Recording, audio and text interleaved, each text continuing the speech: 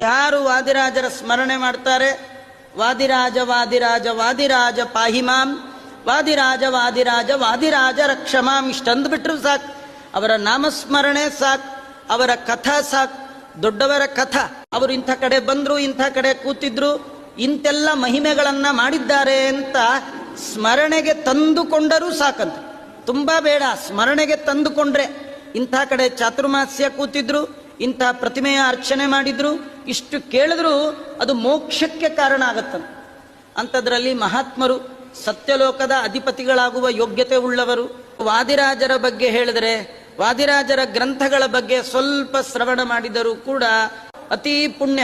ವಾದಿರಾಜ ಗುರು ಸಾರ್ವಭೌಮರ ಭವಿ ಸಮೀರರೆಂದೇ ಖ್ಯಾತರಾದಂತಹ, ಆ ರೀತಿ ಅನೇಕ ಮಹಿಮೆಗಳನ್ನು ತೋರಿಸಿರ್ತಕ್ಕಂಥ 18 ಜನ ಲೋಕ ಒಪ್ಪಿದ ಪರೋಕ್ಷ ಜ್ಞಾನಿಗಳಿಂದ ರುಜುಗಳದ ಆ ಗಣದ ಹಿರಿಯರು, ಭಾವಿ ಬ್ರಹ್ಮರು ಅಂತ ಕೊಂಡಾಡಿಸಿಕೊಂಡ ಸ್ವಯಂ ವಾದಿರಾಜರೇ ತನ್ನ ಆತ್ಮ ಕಥೆಯನ್ನ ಹೇಳುವಾಗ ಅವರೇ ಹೇಳ್ಕೊಂಡಿದ್ದಾರೆ, ನಾನು ಮುಂದೆ ಬ್ರಹ್ಮ ವಾಯುದೇವರ ಪದವಿಗೆ ಬರುವವ ಅಂತ ಹೇಳಿ.